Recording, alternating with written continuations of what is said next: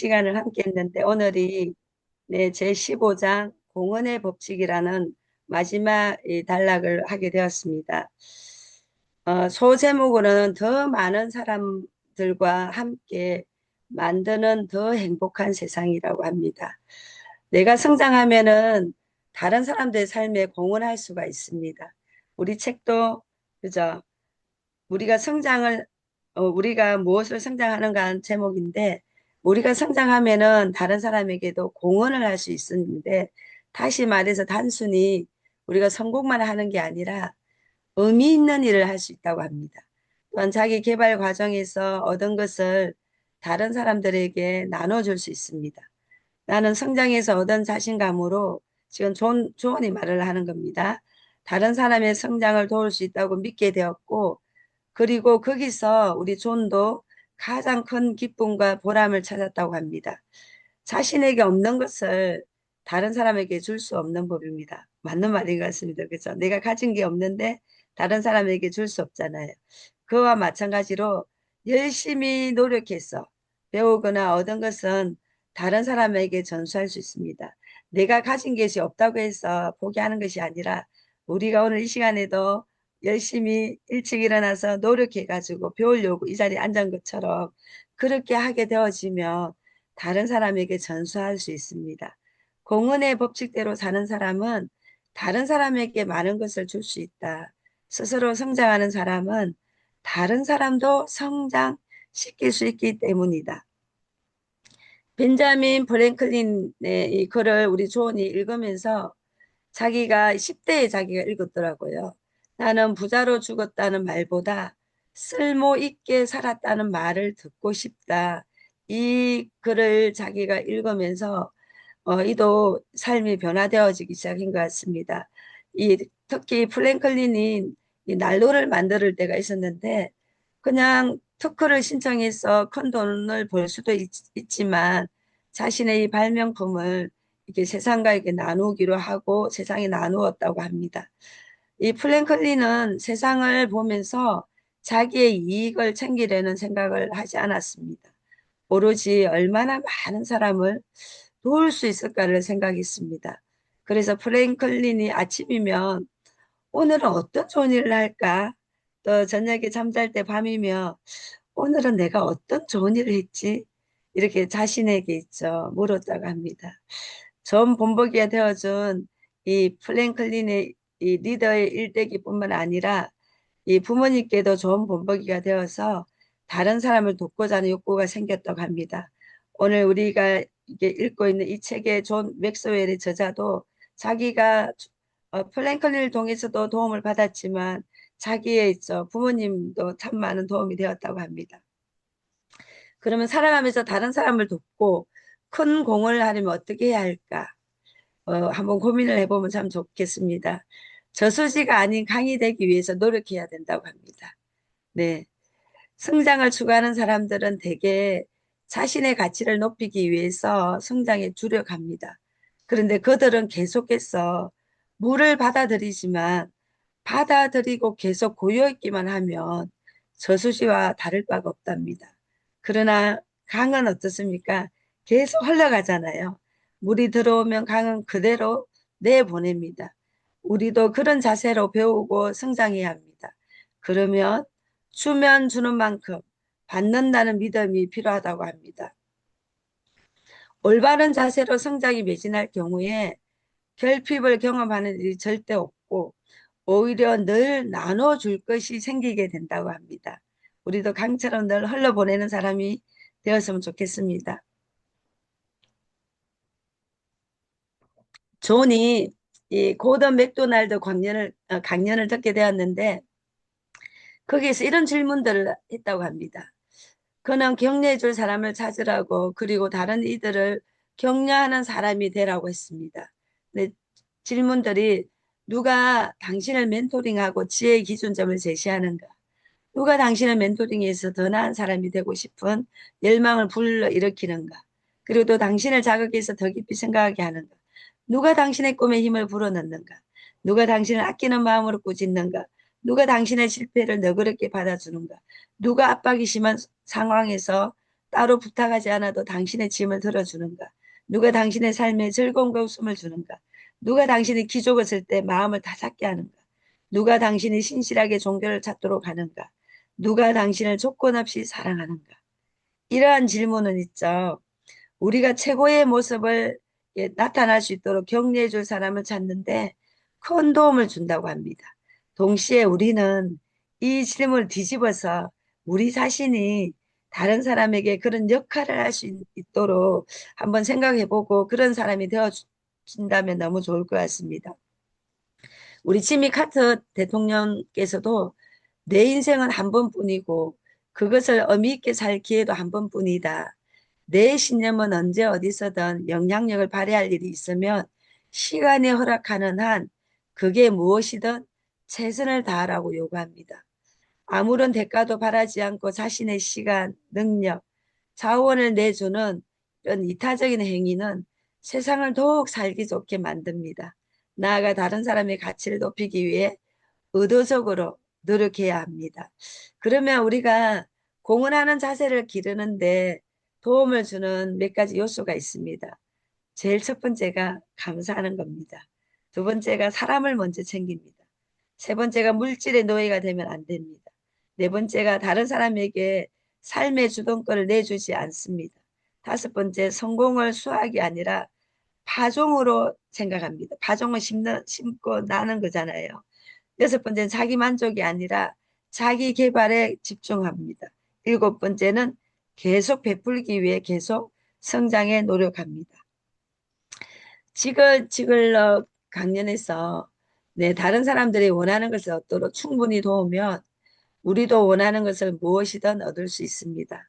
세상에 혼자의 힘으로 성공하는 사람은 아무도 없습니다.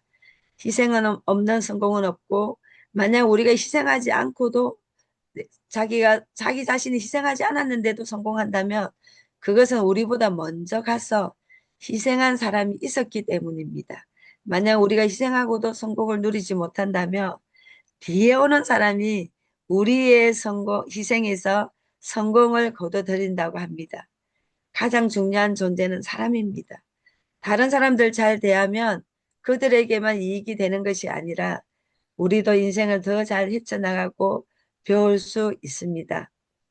네, 그리고 그러면 우리가 사람이 인생에서 중요하게 얼마나 멘트 멀리까지 갈 알려줘야 수 있는 나는 돼. 젊은이를 얼마나 다정하게 대하느냐, 노인을 얼마나 공경하느냐, 또한 어려운 일을 얼마나 동정하느냐, 약자와 강자를 얼마나 참아내느냐에 달려있다. 왜냐하면 우리도 언젠가는 그러한 자가 되기 때문이라고 합니다. 성공의 척도는 자신을 섬기는 사람의 수가 아니라 내가 섬기는 사람의 수라고 합니다.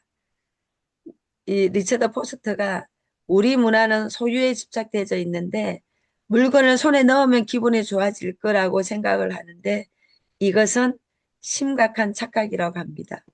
또 성경에도 이런 이야기 있습니다.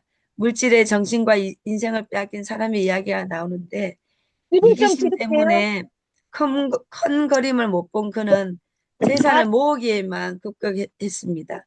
그 부가 영원히 갈 줄 알았지만 어느 날 갑자기 죽는 바람에 그는 모은 돈을 써보지도 못하고 또 다른 사람의 인생이 아무것도 베풀지를 못하고 죽게 되었죠. 그리고 또 포스트가 또 말합니다. 돈이나 애지중지하는 것을 그냥 놓아버리기만 해도 우리 내면에서 대단한 일이 일어납니다. 탐욕은 악마가 죽는 것과 똑같다고 합니다. 공헌하는 사람은 가진 것을 자산으로 활용해서 세상을 더 살기 좋은 곳으로 만듭니다. 이때 많이 가졌느냐 적게 가졌느냐는 전혀 중요하지 않습니다. 너무 받기만 하면 다른 사람에게 인생의 주도권을 빼앗길 우려가 있습니다. 다른 사람에게 지배당하면서 자기 것을 나눠주기란 어려운 일입니다. 조건 없이 베푸는 삶은 자신은 물론 자신이 돕는 사람까지도 자유롭게 합니다. 하루의 성공을 판단하는 기준은 무엇을 거둬들였냐가 아니라 무엇을 뿌리느냐라고 말씀합니다. 씨앗을 뿌리고 나면 아무 변화도 보이지 않는 시기가 있는데 그렇지만 씨앗은 땅 밑에서 계속 성장하고 있다고 합니다.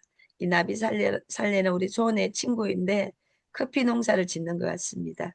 그리고 이 세상에 왔다 가는 사람은 누구나 이곳을 왔다 간 이유를 분명하고 타당하게 남겨야 한다고 우리 조지 워싱턴 카버는 말을 합니다.